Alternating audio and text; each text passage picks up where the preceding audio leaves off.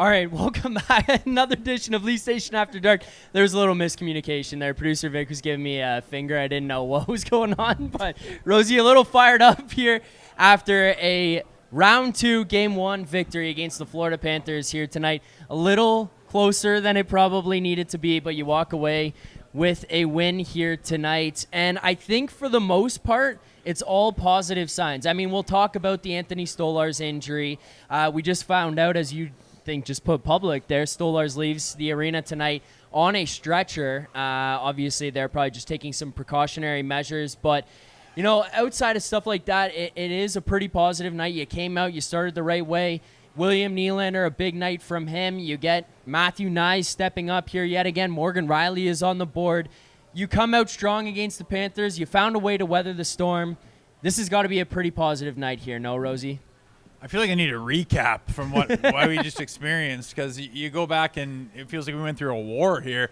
I know they, like, second shift of the game, buried Willie, unbelievable. Yeah. Buries again from his knees. We can't even believe. Morgan Riley buries 3-0. Like, what's going on here? I remember looking at one point, Stoley's going down. Things are happening. 0 for 4 on the power, like ups and downs. There's a point there I was like, it's 4-1. We have lost Stoley. We're 0 for 4 on the power play. Poppy and Marner are nowhere to be found. If you told me that before the game, which I had no idea what to expect. Yeah. I needed to see the puck get dropped and watch a period of hockey to figure out what the hell we were going to see in this series. If you told me we were going to see that, I would have said a 5-1 Panthers win, and they're up 4-1 at that point in time. All kinds of stuff happens, but they weathered the storm, and the biggest thing to me was when the Panthers pushed back, they just responded, and they would not allow themselves to go on their heels too much. I mean, enough to lose the game.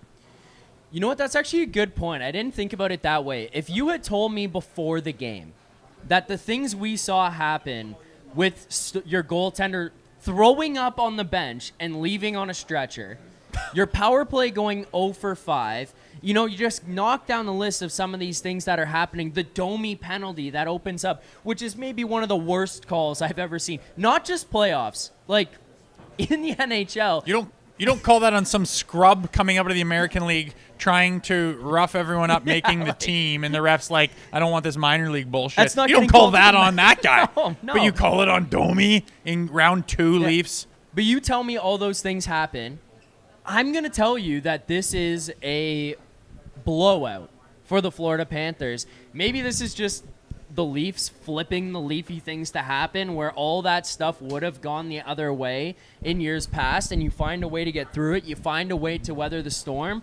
But, I mean, I think the most important thing here tonight, and we can kind of go through the course of the game, and again, tonight's show is a presentation of Bet365 as well. You got your super chats in here. Proceeds from your super chats do go to Sick Kids Charity. We'll answer those, and we've got the smelling salts in front of us here.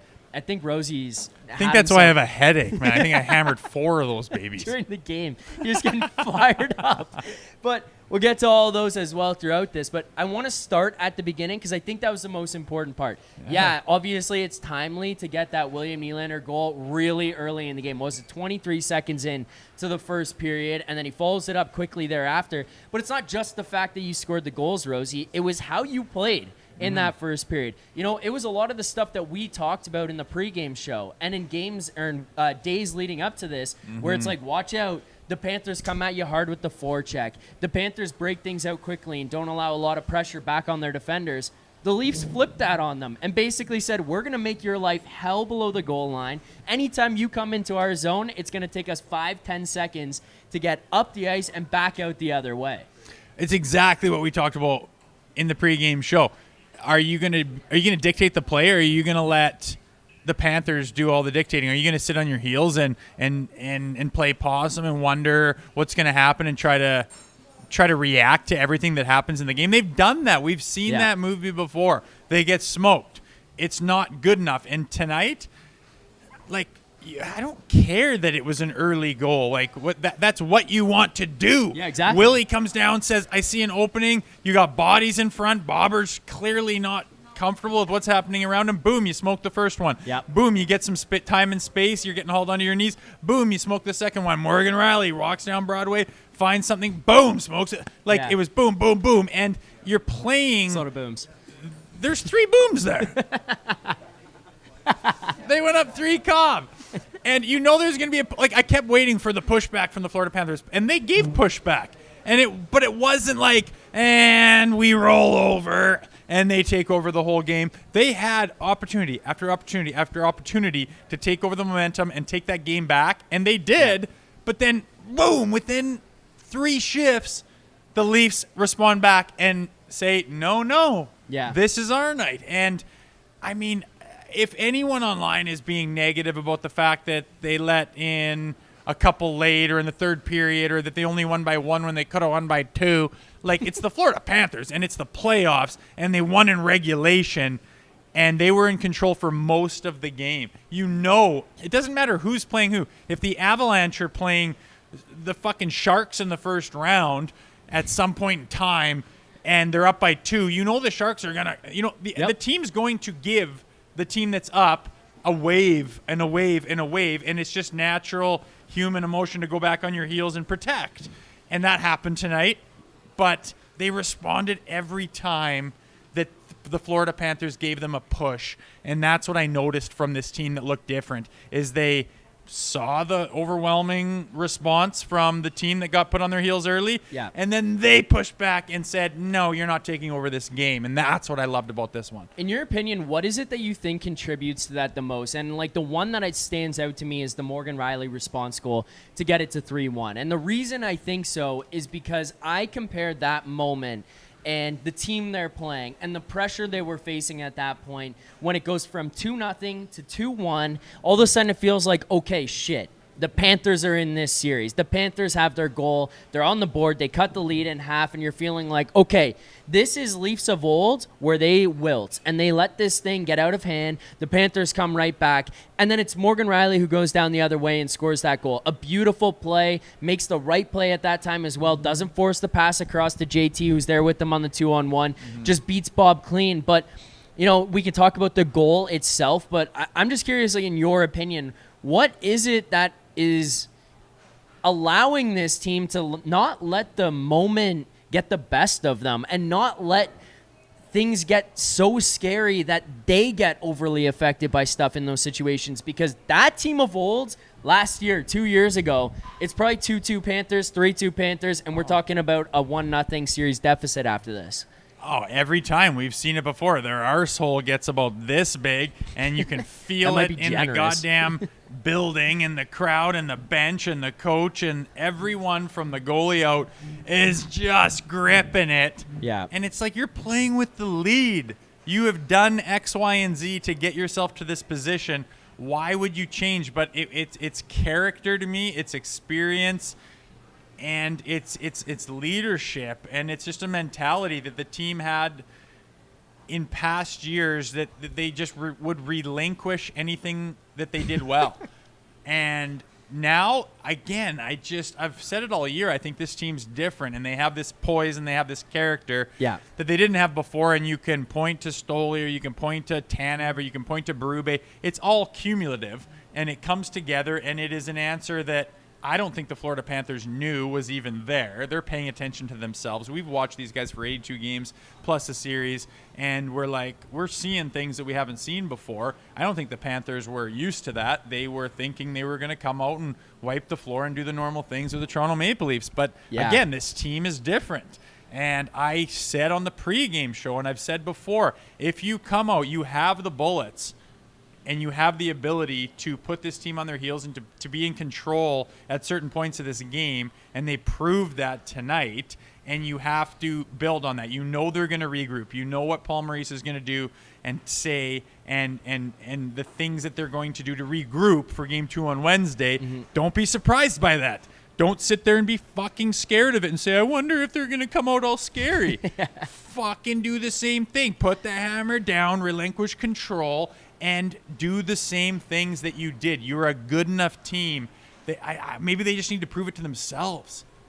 By the way, I'm tracking here now what's going on Twitter. About 10 seconds after you tweeted out that you're hearing Stolarz left on a stretcher, one of my buddies texted me your tweet and said, what the fuck is this? tune into the show, first of all. The guy sitting beside me. Like, what do you mean? Second of all, Chris Johnson also tweeted out, hearing Stolarz left on a stretcher per sources. Oh, I got little sources. There's little birdies. There's little birdies in that building that see things that not everybody sees, and that's what we're hearing. And do you want to go into Stoli right now, or what? Yeah, I want to talk about Stoli here because I thought that he had a great start to the game. He does leave. We obviously see him there puking on the bench, and it was a weird sequence of events, right? It starts with he gets hit, the helmet falls off. I don't think anything of it. I don't think anybody here at Greta Bar thought anything of it when that happened. You know, it's just business as usual. Helmet gets popped, clips come off, whatever. Don't worry. Bennett hits him later, and he's visibly shaken up. He lays down on the ice. He doesn't get up. When he finally does, water on the face. He's taking a minute to himself. And then they said it was 10 minutes of real time. So it was probably about 4 or 5 minutes of game time that had elapsed. Next thing you know, we come back from commercial, and Joseph Woll is going on the fucking ice. You want to talk about puckered buttholes? Sitting here, seeing him come out, not because it's Joseph Woll, just because coming in cold, knowing Stoli left, like that's a scary moment. But he comes in, thought he did a good job at holding things off to the end of the second period in relief. We can talk about the third, but Stoli, then all of a sudden we're seeing videos of him puking on the bench, like he's over there getting buckets brought over to him. What did you make of the whole situation? The Bennett play, were you kind of surprised? Like, what the fuck happened there, and what went through your head finding out? Because we didn't even see it in real time that he was leaving the game. I'm honestly flabbergasted to continually see the progression of what happened with Stoli. Yeah, you get a puck rattled off your mask early, and I've never had a puck rattled off a goalie mask, but I know that when they get hit in that head, it rattles them. It shakes them up. It's not like you'd probably rather get hit in a cage with a normal player's helmet like that. It's not as they don't like getting hit in the head in that goalie mask. It rattles them. It was enough to blow off his helmet and pop it off. Okay.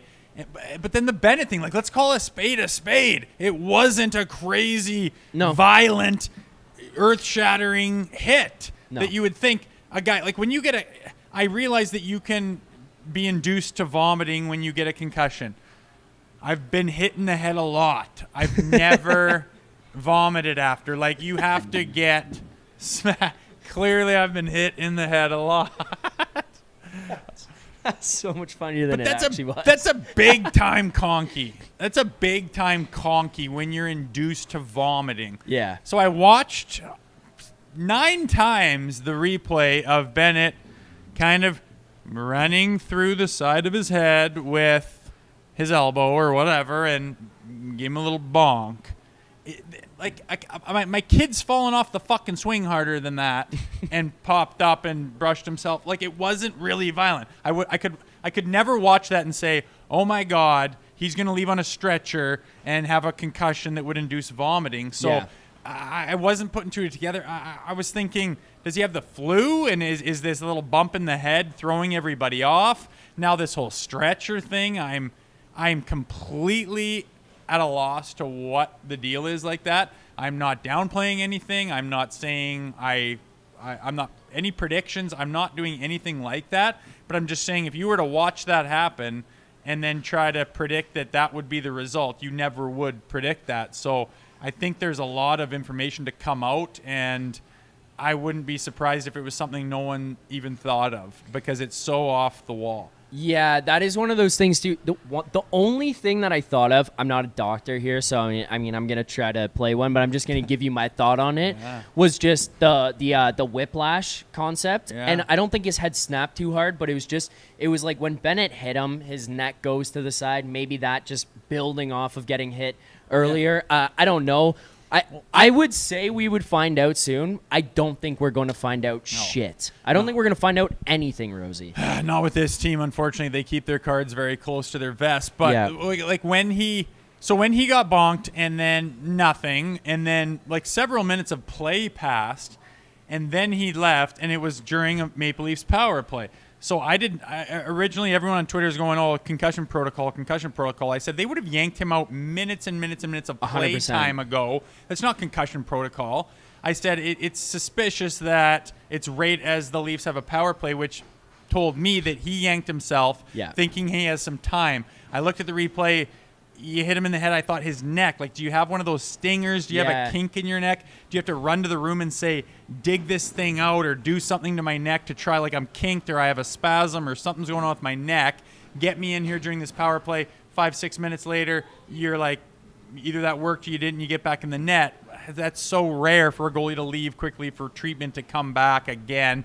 Obviously, that never happened. So I was throwing stuff at the wall trying to figure out what the hell happened. But regardless, major question marks over Anthony Stolarz. Probably the biggest thing to come out of this game, which will overshadow the win in Game 1 against the Florida Panthers, I'm sure. And a lot of question marks about what his health is like, what his deal is, and who's going to be ready for Game 2. Were you surprised that there wasn't a response to Bennett?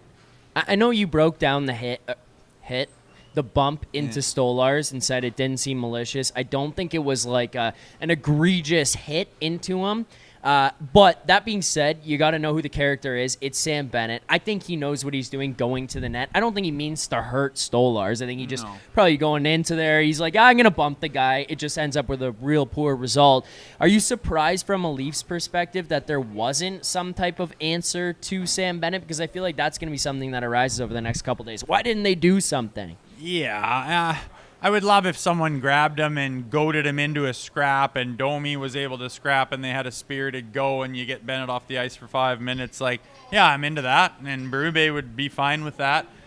Do we have the guys on the roster who are super skilled in those arts of the game? And not really. And in this type of a game, when you have the lead, that's the biggest thing. Everyone thinks you just go out there and fucking scrap everyone. You have to pay attention to who has the momentum, who's trying to goad you into things, and how detrimental to the team is it going to be if you accidentally, try to do something and end up taking a penalty that they score on. And there's so much of that going on, especially in the playoffs, that I think no one's really willing to dick with it, on top of the fact that I don't think anyone really noticed what happened. Like I said, it was just this. You just kind of glided through the top of the crease as he's over top, and you glide through his mask. Yeah, it's a little cheesy thing. He probably knew what he was doing.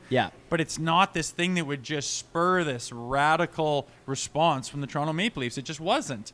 Unfortunately, if that was even a factor to what's going on with Stoli, it was detrimental to the team and to the game, and who knows how far down the road it's going to stretch. So usually we have the Ninja Crispy hotline that we get people to call in on, but Rosie, I've got you right here, so I don't need you to call in. So we'll do this, and I'm gonna change it up a little bit. So for today, we're gonna do it's time now for the Ninja Crispy Hot Seats, presented by the Ninja Crispy 4-in-1 Portable Glass Air Fryer. Meet the first of its kind. The Ninja Crispy Portable Cooking System. The power of a full-sized air fryer in the palm of your hand. So you can cook big or small batches. Just prep it, crisp it, serve it, and store it all in one. It's an all-in-one system that includes 4-quart, 6-cup Tupperware glass containers and 2 storage lids. The Ninja Crispy is thermal shock resistant and can go from frozen to crispy in minutes. With the Crispy Power Pod, you get the power of a full-sized air fryer in the palm of your hands. The 4-quart container fits 4 pounds of chicken or veggies. Cook a personal-sized meal in 7 minutes in the 6-cup container. Max Crisp. Bake, air fry, and re-crisp. With the Ninja Crispy, you can prep, cook, and store anything from crispy favorites to one-dish meals. Visit their website in the link in the description, and stay tuned for a chance to win a free Ninja Crispy for one of our lucky fans. Rosie, here's the hot seat, and I'll go in with you on this. Part of it, what inspired me, was they put the stats up on the screen, and it's just to the left of you here, so I can see them out of the corner of my eye while we're talking about this. Mitch Marner. Ooh, who? 1 assist. Okay. 4 shots on goal, 3 blocked shots here tonight. I was expecting, well, let me rephrase that. I was hoping for a big game out of Mitch Marner. I think the expectation came that I was expecting something from the dad boost, whatever you want to call it, the baby bump, whatever. He obviously had the really big block there in the third period, late in the game, up 1. He has the chip out that Matthew Nyes ends up going down the ice and burying. And I'm not saying this or doing this just to strictly pile on or go and be the guy who's got to go the other way and shit on the guy, but I don't think he had a very good night tonight. what did you make of Mitch Marner's game, Austin Matthews' game there alongside of him, what those two guys did alongside Matthew Nyes on the top line, when every single time I watched Matthew Nyes go out there, he looked fucking unbelievable. Okay, let's touch on this, and I want to finish with some positivity. I want to finish on talking about the Maple Leafs collectively, how they just beat the Florida Panthers, how they had the game the entire 60 minutes. Yeah. But if we're going to touch on this, let's touch on this. The whole time, you were needing a Mitch Marner or an Austin Matthews to do something, and I didn't see Mitch have any opportunities around the net. I saw Austin have a couple, and in my mind, that's 8, 9, 10 games in a row where Austin is walking onto opportunities where it's on his stick, and we are used to seeing him during the regular season, especially last year and 2 years before that, bury that. I mean, it goes in every little corner. He finds every little spot that the goalie's not. He takes a second if he needs it. He unloads it if he needs it. He knows what to do. He is an absolute sniper, and it's just not there right now. It hasn't been there for a while. When you walk onto that clapper that he had in the third period that would have basically put it away, if he's injured, that has nothing to do with it. If his back's boogered, if his wrist is to walk onto that clapper and just put it where the goalie's not, that's just what you need to do, and he's not doing it. Yeah. Mitch Marner, he needs time and he needs space, and if he doesn't have either of those things, he's not capable of being effective. We're talking about a blocked fucking shot right now. Yeah. About a guy that wants $13 or $14 million per season from a hockey club. I could go out there and block a shot for you, but guess what? That doesn't get you very far. Yeah. It's not that valuable. Yeah. You can find a scrub from the UHL to go block a fucking shot for you. That's not what we want Mitch Marner to do. Yeah. You have to, at all kinds of opportunities during that game where you needed him to be him, and he just wasn't. He wasn't. He's look at him on the power play. He hits the brakes and then he goes back south and then tries to go back north, tries to go through a guy's triangle and then does a little backhand spot pass to a guy, hoping that he comes out of the blue and skates onto it. But no, there's no, that's just not productive, and he wasn't productive. And I didn't notice him out there except for maybe a couple things, but most of them were kind of God damn it, Mitch. Austin, I just didn't notice him at all, unless it was, it's on your stick, do your thing. Here's a chance. Nothing to come from it. But I almost look at that as a positive because of how much of that game, what percentage of those 60 minutes did the Leafs have control of the game, momentum of the game, leading the game, I mean the whole goddamn time. Yep. It's huge, and you did all that when Mitch Marner and Austin Matthews weren't really contributing a whole lot. What does that tell you? I mean, I'm thrilled about that game. I was not sure what to expect when the puck dropped, and obviously the first period we were thrilled as could be, and they have the stuff inside of them to play playoff hockey against a really good hockey team and come out on top. That is just huge. Now, if Mitch and Austin want to come out and do something special and show us that they're spectacular and just show why they command what they command in dollars, why they are all-stars, why they have the accolades, and why people speak so highly of them, by all means, come on out and fucking do that. You're only going to help. But I think that they won that game without a whole lot of help from those two players who are supposed to be their top two guys. And I'm not trying to be negative, but that's the reality that I watched. Yeah. Again, and I'm not trying to rip on the guy. I'm not trying to be a dickhead here sitting and talking about it and what happened. I just, it's something I wanted to point out. I know that people in the chat are probably especially looking at the two of us sitting here together being oh, these two going to have Marner again. But the point is that we're walking away from this game being wow, what a block. Whereas on the other side of it, and, on the post-game show that they're doing on Sportsnet right now, it's William Nylander they've got up there on the podium. He scores 2 goals here tonight. He opens the scoring. He's the guy who has a little bit of a takeover factor. And then it's It's Matthew Nyes who gets on the board there to make that thing 5-3. Obviously, it ends up finishing 5-4, but it's him who opens that up. Like, I just look at these two guys, and they're the secondary pieces under what Matthews and Marner are. You get the win here tonight. I just can't help but think what would have happened, how things would have gone if they were what we expect them to be or what they are in the regular season. So that's kind of all it was. I wanted to point out, I watched Nylander, I watched Nyes. It feels like they create their own space, create their own opportunities. Matthews, Marner here tonight a little bit.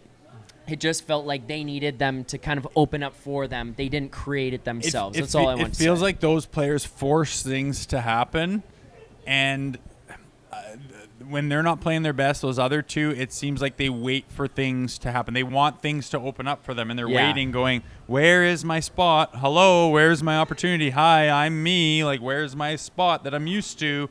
And it never comes, and then the game's over, and they didn't really contribute. Where the other guys, the Nyes and the Nylanders, they force things to happen. They make them happen, and they're clutch. And that's what I want to focus on. Yeah. And we know how good those other players are, and we've seen what they can do. But I think it's becoming a broken record of, we need you right now. Like, look at all the other teams that have success in the playoffs. When things happen and, they have a lead and the other team makes it a 1-goal game, those stud players step up and make it a 2-goal game and put it out of reach. Yeah. Like, every time I'm calling for those guys, all right, I haven't seen a whole lot. It's the third period. It's the middle of the third. We need you to just to do that thing that you do, that we need you to do. They don't seem to answer the call very much.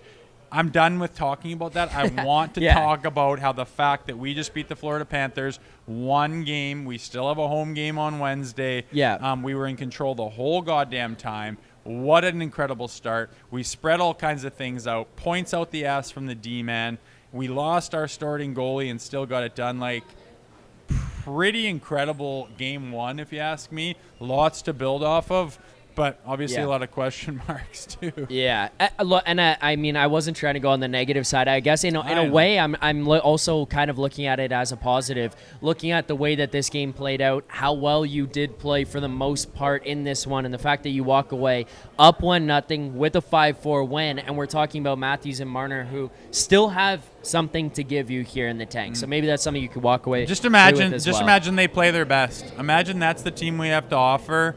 And Matthew and Marner play their best hockey. Yeah. And do what they're capable of doing. Like, they'll be fucking unstoppable. All the question marks below them that Tree Living and Berube have addressed are outstanding. Like, they alone, without those two, they didn't make an impact on the game. Mitch Marner and Austin Matthews did not make an impact on the game.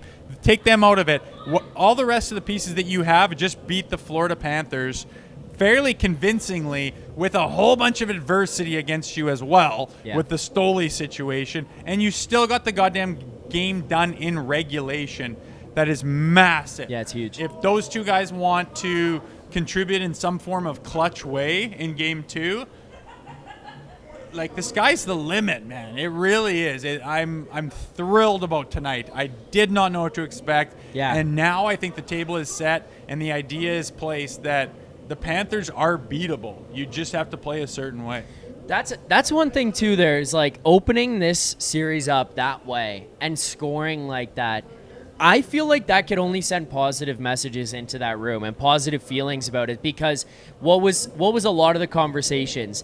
Probably not going to be able to handle some of the physicality, or how are you going to handle the physicality? They seem to do a pretty good job of it. They seem to not back down from the moment, not shy away. You saw numerous times Pacioretty labeling guys. I think it was him that smoked Barkov there as well. Just guys stepping up, engaging in that kind of stuff.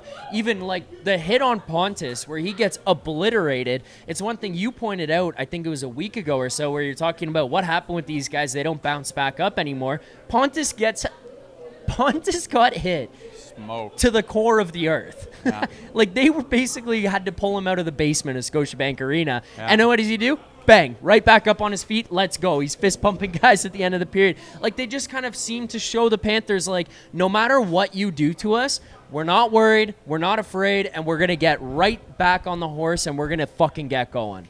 And that is huge. Like when you're on a bench and a guy gets crushed on your team, it's kind of like, and then when he milks it and instantly, as soon as the contact has happened, either the arm's going up or not. The ref saw it. Oh shit, or the else ref's not. right there if he's going to call something. Nowadays, guys lay there. Like my fucking minor hockey teams, we've taught them to, if you're hurt, you're hurt. But if you're not, just if you can get up and skate to the bench, we'll take care of you. Like, get off the ice and skate to the bench. Yeah. And now in the NHL, it's crept in where guys just lay there and they're like I've seen guys like sit up on their knee and take their helmet off because it's uncomfortable, and then lay back down and like wait for the trainer. Unbelievable. And when you're on the bench and your team cranks a guy and he lays there, you're looking over at their bench saying, you're fucking next too. You're gonna be like, it's just this momentum boost, and like it's a mental dominance that happens over their team when you just drill a guy and he's clearly like down and out. Yeah. But when you do that and you're like, oh, we just got the best of them, and then they pop up and are like, where's the puck, where's the thing, and you're like, fuck, that was our best shot, and it didn't even phase them. That's what Pontus did tonight, and it was a non-factor. If he laid there and drilled and slid into the corner and Paul Ayotte had to come out and get him and scrape him off, and he fucking limped around and wanted the attention, then it's like, oh, advantage Florida. Watch them put the hammer down here. But it was a non-issue. Play continued as normal because he popped up and it just kept playing. Hats off to Pontus for that. That is huge when a player, especially a guy that's not super gritty and used to getting train wrecked like that, can pop up and be the big dog. And that is that DNA that I think these guys are adopting that they haven't had in the past. What did you think about Craig Berube, his just kind of demeanor behind the bench, the ability to adjust throughout the game, changing? The one big change we saw in the third period there was the switch where Matthew Nyes comes off the power play, Morgan Riley goes on, just these in-game adjustments that they had made, just deploying guys at different times, not scrambling in the matchup game, which is something you've seen in the past. And then on top of that, David Alter tweeting out, as Vic sent me here, Berube's take on Bennett's hit on Stolarz. Quote, elbow to the head. Clear as day. Just straight up. The way that this guy approaches everything reminds me so much more of the way that Paul Maurice answers questions, John Cooper answers questions, Pete DeBoer answers questions. Guess what? These are all coaches who go on and have success in the Stanley Cup playoffs. They go on long runs. They've won Stanley Cups themselves. What have you just made of Craig Berube's adjustments from the first round into this game here tonight, and just the way he's kind of composed himself behind the bench to not let the team build way too high off of emotions the way we've seen maybe a coach in the past do? Yeah, he's like, I've said it when they hired him. He's black and white. He's straight to the point. He doesn't dick around with mind games and put some shade towards this and shine some light on that, and maybe this will alleviate that, and all this bullshit that gets so convoluted. Yeah. He just says what it was, and that's very simple. And it's almost refreshing because you're used to someone playing this game, and I think coaches get, caught up in tactical things sometimes where you're trying to read between the lines, and is he trying to say this to motivate that and all this bullshit. And I mean, the game's hard enough, and the mental side of the game is difficult enough for a player. It's refreshing to have a coach that's just like, boom, this is what it is, and then you're like, oh yeah, that's all it is. That's exactly what it is. And he just does that all year long, so it's easy to know where you stand. And sometimes it's not in your favor. And sometimes you need that. Yeah, I'm kind of playing like shit right now, and I need to snap out of it. Like, you need to hear that rather than string along with a bunch of series of bullshit and hearing this and that, and some, maybe if I motivate him this way, he'll come out of it that way. And all the stuff that coaches try to do, sometimes it's just all for nothing. And a guy like Craig Berube comes straight to the point, and it's refreshing. And you saw that with his timeout in the third period. They popped a couple quick ones on Woll there, and he just, like, it's a tight game. It's a playoff game. There's so much time left. You might need a timeout late with, a goalie pulled or something. Fuck it. Our guys need a reset right now. Time. Get over here. I need to talk to you. Get a little reset. Get your heads on right. You guys get a breather here quick. This is what we're doing. Whatever he says to him, boom, get out of there. No thoughts, no worries. This is what we need. Yeah. Call the timeout. Things like that. He doesn't overthink it. He just does what he thinks he needs to do in the moment. Okay, we got some super chats here that I want to get into, and I want you to be here for, especially. Proceeds from our super chats do go to Sick Kids Children's Hospital, #1 in Canada, #3 in North America there. Make sure to get your super chats in if you want your question or your comment read on the show. Send those in. We will answer them. There's over 600 people watching right now, so if you haven't already, make sure to hit that like button. Subscribe here to Leafs Nation 401 right here on YouTube. I'm Zack Phillips, joined by Jay Rosehill in person at Greta Bar YYZ, downtown Toronto. Rosie, super chats. Super big. Maxentius Decimus. Meridius from the legions of the Northern Army. Oh, father to a slain child, husband to a murdered wife. He will have his vengeance in this life or the next. Hit me with Maxine, baby. Maxentius Decimus says, say his name, Matthew Nyes. Rosie is swooning. Oh, I know. I'm pretty straight as an arrow here, but I see that sucker. I see him on the TV, and I'm like, God damn, he gives me some shivers, baby. And it's the clutch factor. I mean, when he goes down on that breakaway, and he's got to earn his space. He's got to earn his step, and he does it all the time. Other guys would pull up and try to backhand fucking through the legs and then go back through the fucking legs and do some fucking sweet-ass stuff like that. Nice just goes, get me some space, skates his bag off, gets his elbow in there, gets a little bit of space, forehand, backhand, top titty on bobber, and then that's the game, man. And it's unbelievable. Yeah. I've called this guy out. I don't know what it was. I interviewed him, and he was sitting in college, and we've interviewed a couple of guys by the time, and I'm just like, this guy's got it up here, man. The way he speaks, the way he thinks. Yeah. He had this confidence and this aura about him where I've seen enough hockey players in my day. I was like, that guy's going to make those stepping stones that are normally difficult. He's going to make them easily, and he's going to be really effective. People went nuts saying he's too fucking young to make an impact on the playoffs, and he's too young to be on the Leafs and all this stuff. Boom, boom, boom. He has made those steps like nothing, and boom, he comes up absolutely massive against one of the biggest, toughest, roughest teams in the most clutch time of the year, the Stanley Cup playoffs, as you can get, and buries a monster tonight. It's amazing, too. Like, you talk about that goal, how skilled it is. One of the things, too, that we've talked about, or was talked about when he was making the transition from college to the NHL, was that speed and skating was never really his game. Okay. The transit, like, the amount that this guy has evolved as a player and added tools to his bag and just continues to get better. You watch that series against Ottawa when he breaks away, chips the puck pass, goes in on the breakaway. This is a traditional power forward we're talking about, who's wheeling past defenders in a straight line race, physically powering past them, getting in alone, and then making an unbelievable play. That's the one against Ottawa, against Allmark. He goes backhand, forehand upstairs. Maybe Bob's looking at it going, I know what his playbook is. I saw him go backhand, forehand. He goes, forehand, backhand, hello. But it's like that play happens. He goes full speed down the ice, makes the play to the net.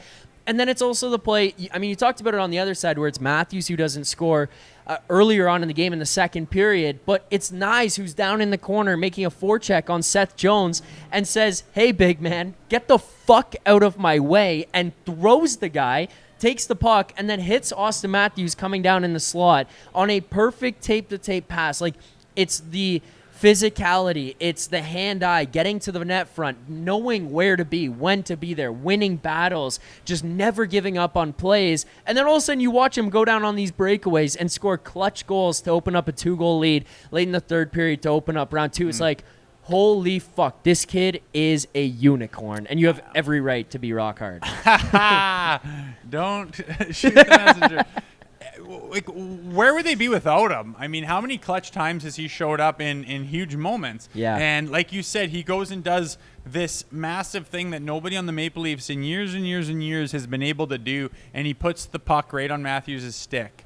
And you wonder why we look at Matthews and say, we're going to need more out of you tonight, you know? And people get frustrated by that, but you can just watch the game and what stands out to you.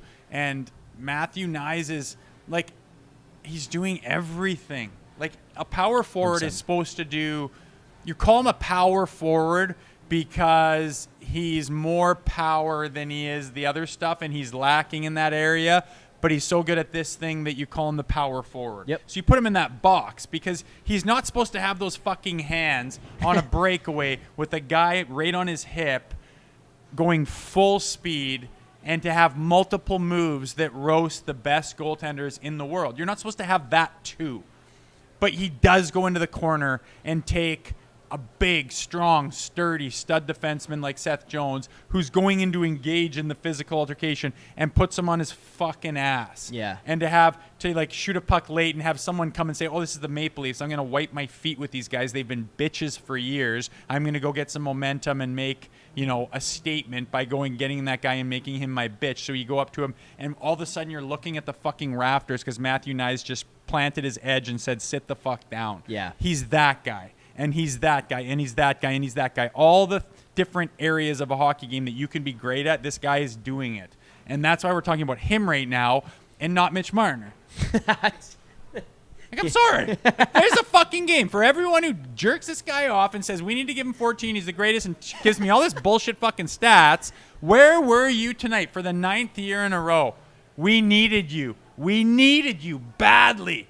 And you were nowhere to be found. You can't do it in this situation against the heavy-duty, playoff-ready Florida Panthers when the team's on their heels and they just got those 2 scored on them, and you just need to say, nah, I don't subscribe to that kind of shit. I'm not the kind of player that succumbs to that kind of pressure when they pile on and we go on our heels. I'm the one that breaks free, says, hit your horses to me, and I go and I get that big goal and I make that huge play. I've been waiting for him to do that for many years. Matthew Knies has done it again and again and again, but we get in trouble for, stroking him and not making too much of a big deal about the other guys. I can only talk about what I see. Yep. I do not care who they are. I want nothing more than Mitch Marner to pop off and have his moment like Rantanen the other night. Yeah. I want nothing more than for Mitch Marner to have his Rantanen night, or Austin Matthews to put his staple on, I am the captain of this show. And maybe they will. I've always given them the floor. I've always given them the floor to say, I still think that you could. I know that you could. You've shown that you're that good. But you haven't shown us that you could. So there's a reason we're talking about some people tonight and not others. That's all I'm going to say. I could not be more thrilled about the night. I did not know how I was going to go to sleep tonight feeling, and I'm just fucking thrilled that we were up that much on the Panthers and got it done in regulation. Another super chat here. Tammy. I thought Tammy was going to come out here, especially because you were here. What are you wearing tonight, girl?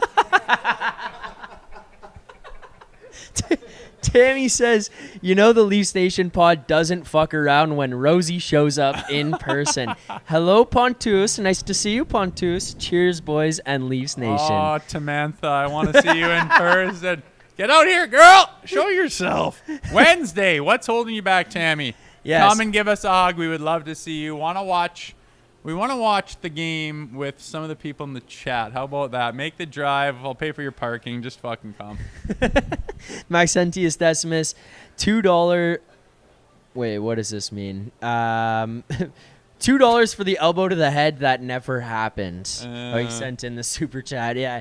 Did anyone think it was that vicious? Did anyone think that, oh my God, he's going to be throwing up and leave the building on a fucking stretcher? Like, it wasn't even a thing, man. It really, like, just look at his head while he gets hit, and it's kind of like a little bonky twist. Like, it was nothing. I'm not saying that. I'm not saying anything. I'm just saying I can't believe that if that is in fact what put him to this place, I can't believe it. And maybe Panthers fans love to hear that, and that's maybe Leafs fans don't, but that was not the most violent thing I've ever seen in my life. So I would say I don't think it was that violent. The only thing that irked me is I'm like, this is the fucking rat Florida Panthers. No shit, he did that. Oh, yeah. And like that was the thing that bothered me. But no, I don't think it's that vicious. I also think the other thing you have to remember in all of this is it's in real time. And the refs are on the ice. They're seeing a lot of stuff going on. They see the guy driving to the net. Stolarz does come outside of the blue, or to at least the top of the blue paint a little bit. So the refs see that collision, and there's probably an element where they're just kind of like, they collided, and then you see Stoli down, and it's like, okay, we got to blow the whistle, but that's it. I don't think outside of that there was like way too much that was going on there that needs to be. I think if you want to go do that to Bobber the next shift, fine, and try to get away with it. It was in real time from the ref's perspective. That was a nothing burger, and I'm saying this because I'm genuinely like not a homer. I like to call it like I see it on both sides. What happened there? I don't care whose jersey you're wearing. Yes, it was a guy who's really good at playing the game within the game in the playoffs, who's super experienced, who loves to try to get the edge that way. I get it. I wish we had more of them on our side of things.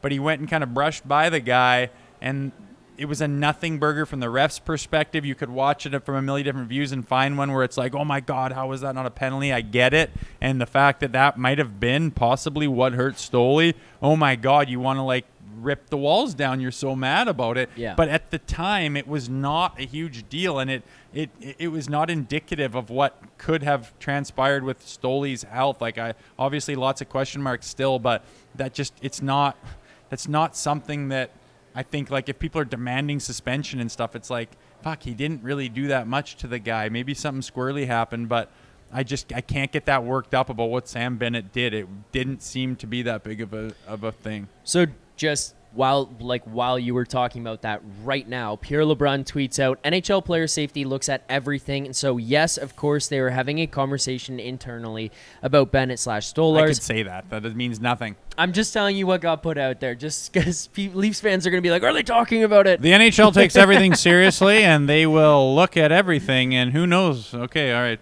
press send on that. Okay, that means nothing. You get a couple clicks and keep it moving. But he did put it out there while you're talking about it. All So right. I did want to at least just acknowledge that. A couple other super chats here. We'll keep going through, and then we'll wrap this thing up. You got a long week ahead of you out here, eh? I got a couple miles ahead of me, but I'm feeling choice. Kent Nakamichi, he says, give Patches a $16 million deal and a tug from Rosie. A twisted wrister from the Rose Dozer? I didn't sign up for that shit. I hit my quote on nice tonight, you guys. Sign him up, though. I do like him, man. I mean, he's banging bodies What do you tonight. think of his game tonight? There was a stat that got put up. I don't think it's the final number, but at one point he had 25 hits they put on the screen in the playoffs. And I think he's played 4 games now, including tonight. That's a lot, man. He's banging. 4 games, right? It doesn't always show up, too. I mean, I love watching in-person games because you see everything behind and after and everything else. And when you watch on TV, you just see where the cameraman's panning. But when they go back to it, you see multiple finished checks, multiple bangs, multiple, putting guys into the boards and knocking them off balance and doing things that kind of matter and kind of add up. That's Max Pacioretty, and we wanted that out of him. And we didn't know if he was able to produce that. Honestly, when we signed him to that PTO, I think we were just like, hopefully he can be like a third liner who might chip in on a couple of points if he can stay healthy. And then he's been like, yeah, I get that, but I see what this team needs. I've been around enough hockey teams. I'm experienced. I'm a veteran. I get what this team needs. I'm going to go and reinvent myself in being that guy. Yeah. Now he's got, if you take the top 10 biggest hits on the Toronto Maple Leafs this entire season, I bet you Max Pacioretty has 6 of them. And he does them all night long. And tonight was an example, too, where you're being effective, man. And that shit, why do you think people preach that? Yeah. Why do you think guys that do that on teams where everyone does that have so much success? It matters, man.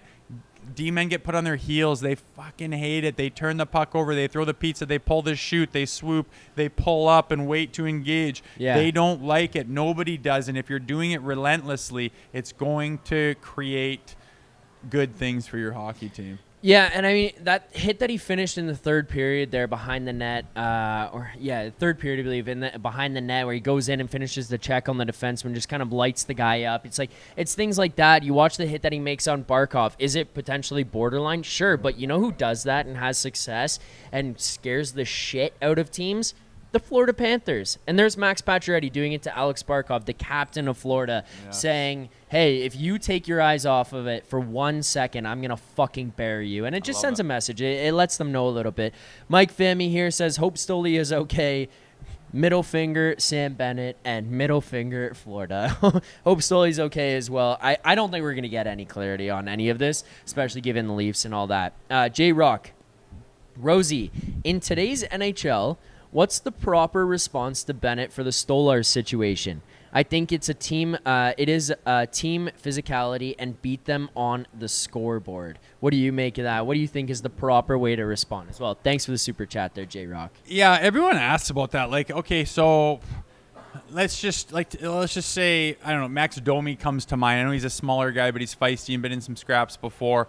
Go up to him at the start of game 2 and say, you have to answer for what you did to Stoli, and they shed their shit, and everyone stops and watches, and they have a big scrap, and like that's great and everything, but like, is that the true like difference maker? Is that going to deter the Florida Panthers for anything? I just don't think so. I think there's a time and a place for that kind of stuff, and I don't think game 2 of the playoffs, where you just won game 1, is that place when what the thing that the guy did wasn't even that wildly obscene. What I think everyone needs to do is make sure that, you know, Craig Berube can say in the pregame, nobody fucking skates by that guy without giving him a shot. No one doesn't finish their fucking check on them. If there's a scrum, you get in that prick. And when there's a scrum and there's bodies all around you, what's the dumbest thing you can do? Just take a big old stick or a punch right up into his face and take a 2-minute. How about you throw an uppercut from underneath right into his gullet when he's taking a breath in, and it hits his fucking spine, and he doesn't even know where his eyeballs are anymore,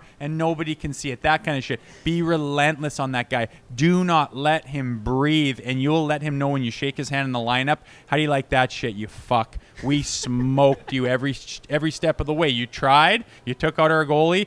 You didn't get the best of us. We didn't come out like maniacs and take a bunch of penalties and try to flex our muscle and say, oh, we're tough too. Do the right things by wearing him down, wearing their whole goddamn team down. And I think that's just, again, that comes down to a team mentality of everyone knows what happened there. And he's not going to get away with it, but it's not going to be one big festival of explosions where one guy like makes it right all in one play. That's ridiculous. Yeah. Wear him down with a team first mentality from every single guy. I think that's a good way to put it, and I think that's something that they have different than what would have happened in years past, where you're probably going to have guys chip away at him throughout the rest of the series. No one's going to do some big defiant act and go nuts on the guy, but it's going to make his life hell for the next however many games it takes for either team to close out this series. And I think that's probably a more, appropriate way to approach things if you want to have long-term success. Also, just side note, you would have been a fucking nightmare to play against. All this shit you talk about doing to guys. Yeah, I skate in this corner and stick them in the knee, punch them in the gullet. There's little in the gullet. Did I say gullet? There's little tricks you can do, and I mean, just a big old punch in the face is just going to do nothing, but they're going to make their whole team laugh and say, watch us take it to you on the power play. So you got to be smart about it and do some dirty shit back. The big story here obviously still remains Stolarz leaving, and that's kind of where people are at in the chat. KPG, honestly, the Bennett elbow looked pretty bad at Scotiabank, a move even illegal in MMA. Look, I mean, there's a lot we can continue to get to here, and I mean, we'll answer any and read any of the questions and comments that come up here on the show. We have over 800 people watching right now. Rosie's still not even at 200 likes, but we did hit 178 likes, which means we've blown past a couple of the numbers. So, a couple fitties. You want to get into the smelling salts here? Let's both hammer one to get us home. Okay, we'll do some of these smelling salts. Keep making sure to hit that like button. Subscribe here to the channel, Leafs Nation 401.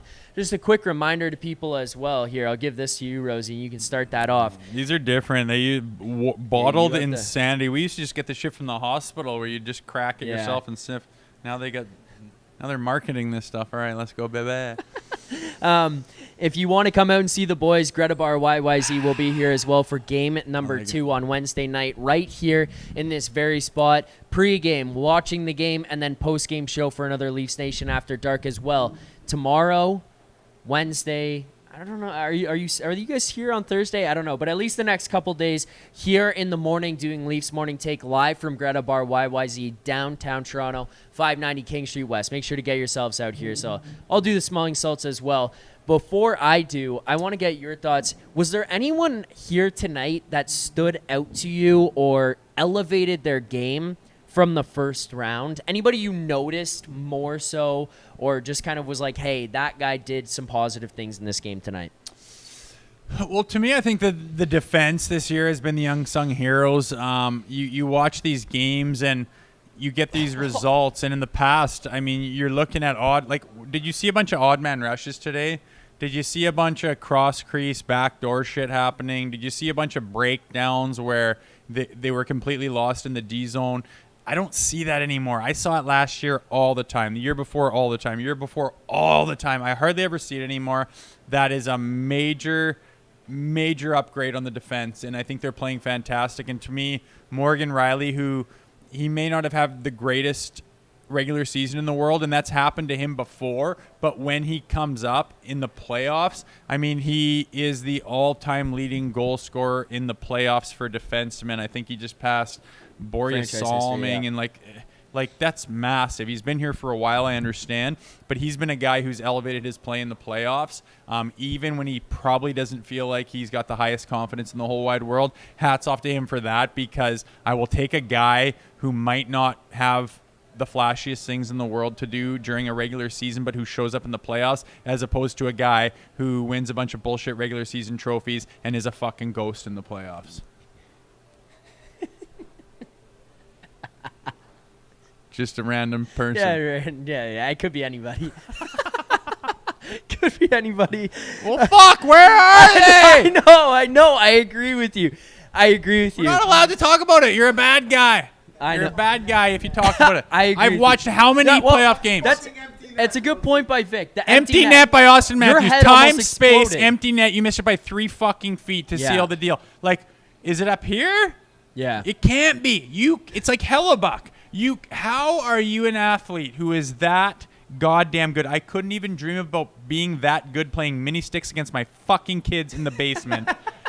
And these guys are that good in real life consistently against really good players on really good teams in a really good league, and you are winning trophies. And then when it comes to just this other thing where it's like, okay, like a few more eyes on you, it matters a little bit more, and the timing is shorter, you got to do it now, and it's just like, nope. Yeah. No, I agree. I'm just poking fun because it's usually me, and people are like, this guy's a fucking asshole. They won tonight. Like, let him be. I am fully prepared to just stroke them and say, you were right, I was wrong. I know. I would nothing rather more. do that. I want nothing more than to plan this parade for one of these guys that I've been hard on in the playoffs. And Austin Matthews has crept into that. He's barraged himself into that conversation. Like, I don't even care if he's hurt. You've had opportunities where your fucking wrist could be in a cast and you can bury that with your abilities, and still nothing. So I'm still waiting, and I still have hope, and I haven't given up on them. I can't do this goddamn job and not point out the fact that imagine what it would have been like if our, $25 million worth of players did any amount of their work that they were allotted with who they are. I'm sorry. Okay, so the last thing that I really want to talk to you about here on the post game tonight before I let you go, and I know you and Nick are going to do a full breakdown tomorrow here at 11 a.m., but the one thing that stuck out to me, and I do kind of want to get you before you have the time to react or sleep this one off and think through some of it. In the third period, you said something to me, and I agreed with you 100%. Rosie pointed out that going into the third period, you want to close this thing out comfortably or confidently at least, because the idea of letting the Panthers come back in, tie this game, force overtime, or just make it extremely sweaty could possibly diminish some confidence for you going into game 2, or if not take away your confidence, give confidence to the Panthers. I'm curious if you still felt that way based on what we saw in that third period, because there was a lot of moving parts. Mm-hmm. You see the Stolarz injury, the guy's puking, they've got mops out on the bench, he leaves on a stretcher. Like, what the fuck is going on there? You're making some changes there. The power play wasn't really working. Changed some things up from that aspect.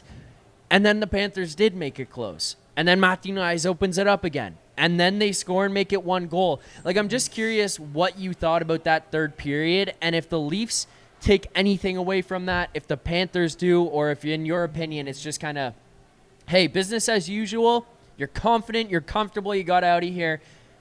We figured out some shit against Bob. Let's keep it rolling into game 2. No, I did say I want to finish this thing confidently. Yeah. Don't squeak this out by the skin of your teeth in some measly way where you barely were able to, but everyone knows they were just peppering you and the clock happened to wind down and you got saved by the bell. I didn't want that, and that's not what happened. I mean, I again, look what they went through with the whole Stolarz thing and a couple go in on Wall. I mean, that's why I wasn't sure about putting Wall in when people were calling for it. He hasn't played in a long time, like, especially to get thrown in mid-game. I bet you, like, we'll ask Carter Hutton. It's got to be the hardest thing in the world for an athlete like that to go in with. And they're so set on their routine. They're so set on have everything placed the way they want it. And then it's like completely you're chomping on a fucking hot dog 1 minute, and then the next minute you're getting thrown into a playoff game cold as could be. Your hip flexors are tight. You're supposed to go do cross crease and do the splits. It's got to be the toughest thing in the world. So they get a couple on Woolsey. I get it. But my one takeaway from tonight is the response to Florida's attack. You got Florida on their heels early. You know they're going to attack. They're so good. You know they're going to respond. Yeah. But every time that they did and gave the Leafs their best, it was like clockwork. Like right away, they got it back and said, no. They get a couple. No. They get nice. Morgan Rielly. Yeah. Nicey on the breakaway. That's not today. Not your night. Throw your best at us. You're not winning this game. And they got it done in regulation. That's all you really, that's my biggest takeaway. Got it done in regulation. Could have given it away. Could have relinquished the lead. Could have gone into overtime. Could have lost in regulation. All those things would have been very easily, attainable by the Florida Panthers, but the Leafs didn't let them happen. And that's my big takeaway is they got the goddamn job done no matter what. And they got through some adversity, man. Like, make no mistake about it. That would have thrown you for a loop, and they came through in the way that they needed to. Yeah, I mean, the Leafs pushback to the Panthers pushing, I thought was something that was pretty noticeable tonight. I mean, credit to them for kind of finding a way every single time to just battle through, not let it get the best of them, and then find a way to push further back onto it. So I thought that was a positive sign here. We do have 900 people watching here right now, Rosie. Nino? So, yeah. We got people coming in here all over, right through the set.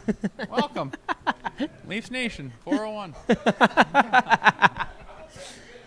Keep hitting that like button, subscribe here to the channel, Leafs Nation 401. Let's get to our best bet segment here, Vic. I want to recap what I had for my best bet. Can I say something about the betting segment? Our boss comes in here from Edmonton, says, Rosie, who do you got? I don't even know what he said, Marner or some bullshit.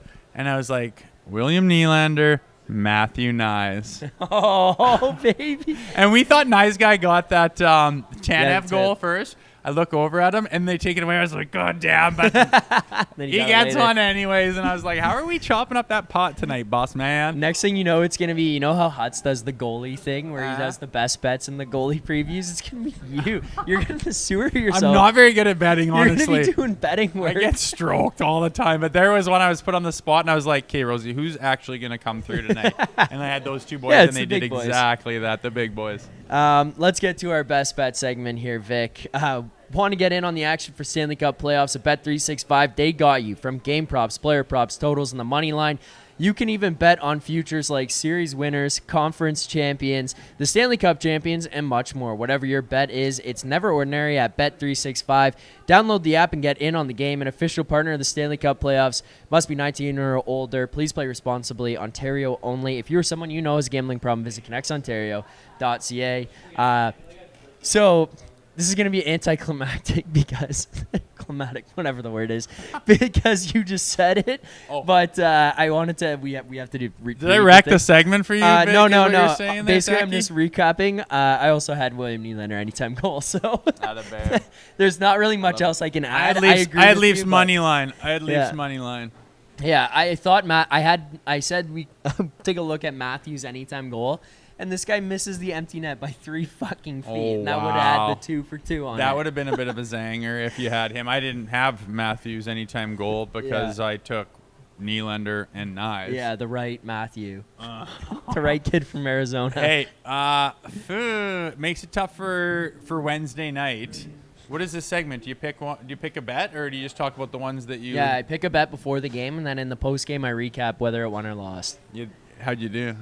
Aside from the ones we already talked about. So I profited $95 on the Nylander anytime goal, half unit, $50, profit 95, and then on the Matthews one at plus 150, $50 on that one, lost. So profit 45 on the night. This guy's hot, man. He gives me his little betting slip. I'm like, you're close to being a professional. I am like, what number does my kid like? I'll throw some on. I don't do very good, but tonight was a good night, man. I even got our boss man some money, hence why he took care of the tab tonight, Nice. baby. Yeah. So I love it, man. I love it. I was saying in the cab ride here with Amel, I said, if we can get a split at home and a split in Florida, I think everyone will wake up and say, holy shit, this team can beat the Panthers. And I thought that's kind of what it would take to wake everybody up, including the Panthers. And they're well on their way right now. It's going to be a big test on Wednesday, opening night, but I'd be stupid not to put money line in the Maple Leafs again. That's exactly what I'm going to do. We do have another super chat here. Amanda Medeiros. Hey guys, Panthers fan here.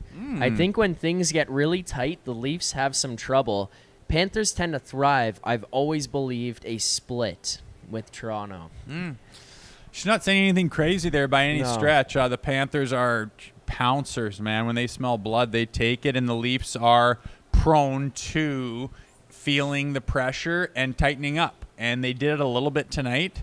But again, I'm like, why would I sit here and stroke the Panthers and talk about the shortcomings of the Maple Leafs when they led the entire goddamn game from the second shift on? They won in regulation. They had 3-point lead. They won that game from the start to the finish, and there was no Also, there was no I'll give some chance. pushback on that a little bit. In terms of them struggling when it gets tight, I think scoring has been an issue when it gets tight. I think this team has done drastically better when it's tight, not panicking in games, not overclutching their sticks and making stupid plays in their own zone or dumb penalties, that kind of stuff. I think they've done a lot better job when things get tight that way. Scoring is something we would still like to see them do better at, but I even watching this, and it's like Nylander's waking up here now. Tavares, I thought, still played pretty well tonight. And now you're looking at a guy where in years past, Matthews and Marner go quiet. Well, you could fucking write off the first line. Like, it's over. That's it. They're done for the night. You're going to talk about the second line. Hopefully the third, the fourth line, they find a way to step up. You've got a guy on the first line right now who's in his third year in the NHL who's like, you two knuckleheads are sleeping. Fuck it. I'll score to put us up too. Like, you have a guy who's just going to go out there and do it on its own. So, yes, would the score? I would like the scoring to be better. Yeah, I would. But right now, to me, that seems like the biggest thing they struggle with in the tight games. Years past, sure, I'll give you that argument. I'll push back on that right now. I don't think it's the same as it has been before. I think they do pretty well in them. Well, I think that was my point. The Panthers think we're used to the Leafs doing XYZ, and they have, but it clearly didn't happen tonight. Yep. Right? And against a very formidable opponent in the Florida Panthers who would pounce and do pounce. And there was opportunity for the Leafs to give the game away and to let them tie it up and to go into overtime and have some fucking blunder and to do some Leafy stuff. But that's my point, is not tonight. That's the takeaway from tonight. Every opportunity there was, but the Morgan Riley goal, when you go up 2-0, I always think the next goal is so bloody huge. 2-1 and she's a hockey game. 3-0 and we might have a blowout. The next goal is massive when you get up 2. Morgan Riley, 3-0. Yeah. Again with Nyzy, 3-1. It was 3-1. Yeah. Sorry, but they kept getting the next goal that they needed tonight to prevent the game from losing grasp of the game. Yep. And I really thought they had the game the whole time until Stoli left and Wool got chucked in cold and 2 went in and then it got tight. But guess what? They got the job done and they got Matthew Nylander. They didn't relinquish the lead. They didn't do the Leafy thing. It's like this team is different. And again, I think that this is an amazing game. My thing is just going to stay the same, and it's going to be the same conversation until they prove me otherwise. Is just, can you do it repeatedly? Can you do it over and over again? We've seen a game like this come up, but then what happens in the next one? Do you play the game 4 against Boston last year? Do you play the game 5 against Ottawa this year? What happens in that next game? I would like to believe they can continue this over. Let's get out of here on the last couple of segments here, Vic. So let's now go to our play of the game.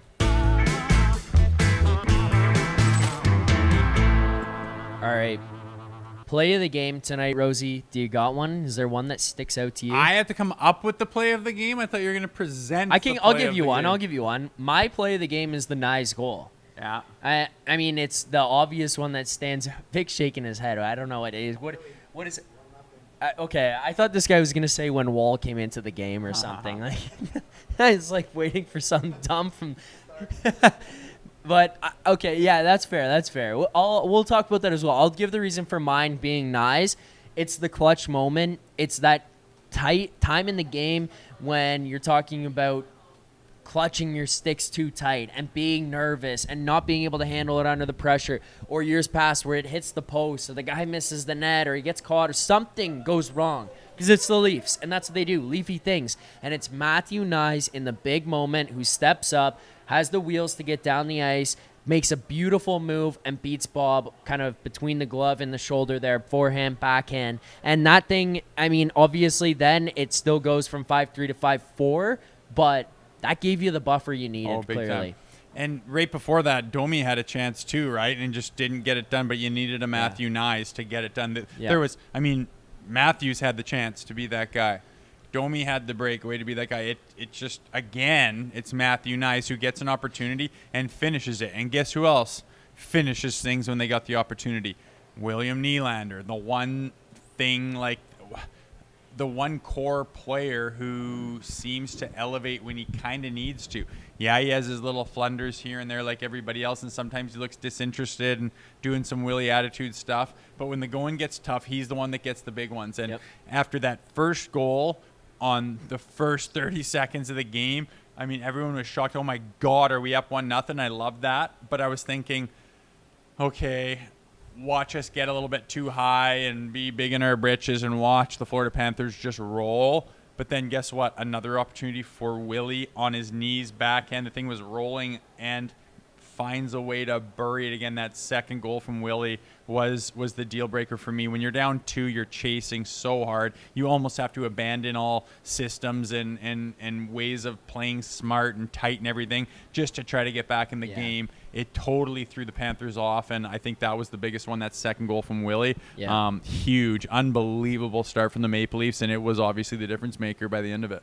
That 30 seconds into the game, too, just alleviates all the pressure. All of a sudden, you're like, hey, we're here. We're good. We can score on this guy. The arena's popping. Major. You know, we talked to somebody here. It was after Game 5. They came into Greta Bar after the game and sat down and talked to us about it. They were just a fan that was in there at the game. And he said that people were kind of sitting on their hands and were a little bit nervous. And not because they don't want to get up and cheer, but it's just like, man, like, this is a scary moment, a scary situation. At any moment, this could go the other way. That goal by Nylander just opened things up, let the crowd get into it, and then it was a great vibe in there that we could kind of tell through the TV as well. And it was a great vibe in here at Greta Bar YYZ as well. But as much as we were jumping around and stuff, that Nyes goal, like, everybody jumped off their fucking stool and was, like, hugging like a bunch of Game 1, I was a round 2. schoolboy again. It was the big one. Let's get out of here on this. Let's wrap up with our grade of the game. It's just an elementary school report card grade here, Rosie. If you had to grade this one, I can start first if you want, if you're not ready for it. But if you had to grade this one, what would it be? I'll start. Mine is an A. A playoff win, holding on like this, starting the way that you did, battling the adversity of the goaltending and the situation there. Just a weird thing that was happening. We didn't know. I'm sure the guys on the bench kind of didn't really know there as well, and you still find a way to gut this one out. The reasons I can't give this an A+, because I was this close. 0 for 5 on the power play. That can't happen again. I don't know if you're going to get the opportunities to score on Bob like you did here tonight, or get some of the loose play from the Panthers like there was a little bit here tonight. So when you get the power plays, fucking score, dude. Like, you cannot let these things get out of control. The other is just in that third period, I understand the way that the momentum of the game goes, where they're going to bring the pressure onto you because you are up like that. They are desperate. They are chasing the Florida Panthers. You did let it get a little close. Again, positive side of it, they didn't blow it and completely crumble. But again, I would have preferred, like you and I talked about going into the third period, like, hey, let's just get out of here comfortably. Let's win 5-1, 6-1, 5-2, whatever it is. I would prefer that. That's the A+ for me, but it's the reason why I still give them an A. I think it was a great night. Not perfect, though. Yeah. The other thing is, if you did blow them out 5-1 or whatever, the Panthers, it's the playoffs. They just hang that thing up and close the door and move on to the next one and fresh slate and come out guns blazing. I feel like they might think like, shit, like we responded, we gave them our best, and we got back in the game and still couldn't get it done. That's a little bit more deflating than maybe just shelving a 5-1 beating and calling it game 1 and moving on to 2. I'm giving them an A-. So many great things about it. Scoring first, huge. Getting them lead, responding when they score on you almost right away is such a big thing with this team that I don't think they've had in the past. But the reason the A-, like you mentioned on the power play, you're not going to win 4 games against this team if your big boys don't get going. I need Tavares, I need Marner, and I need Matthews, and I need that power play to get going. A-, which is a fantastic grade, fantastic game. I'm tickled pink. But if you want 3 more on these pricks, you're going to have to get those guys to be a big factor in the next few. KPG with the super chat on the way out. Play of the game, 88's first goal, and it's within 34 seconds, sending a signal to 34 to get his ass moving. There you go. Oh, and Nye scored too, and Pappy went and celebrated with him. I'm like, that's supposed to be you. Yeah. I know. 272 likes here on the show. Let's get out of here. One more smelling salt, Rosie. You got to do it. Start us off. Why not? Thank you to everyone who's watched here tonight. Like the stream, subscribe to the channel, Leafs Nation 401. Jay Rosehill alongside myself, Zack Phillips, breaking down this one here tonight. The boys will be back tomorrow morning. It's my first full post-game after dark as well. Usually I come in for a little... Yeah, you're in, you're out. A little baby clip. Well, you punt me easily. This is great. We get the whole hour here. I like it. Yeah, we'll be here at 11 a.m. Leafs morning take, me and Nick Alberga in the morning.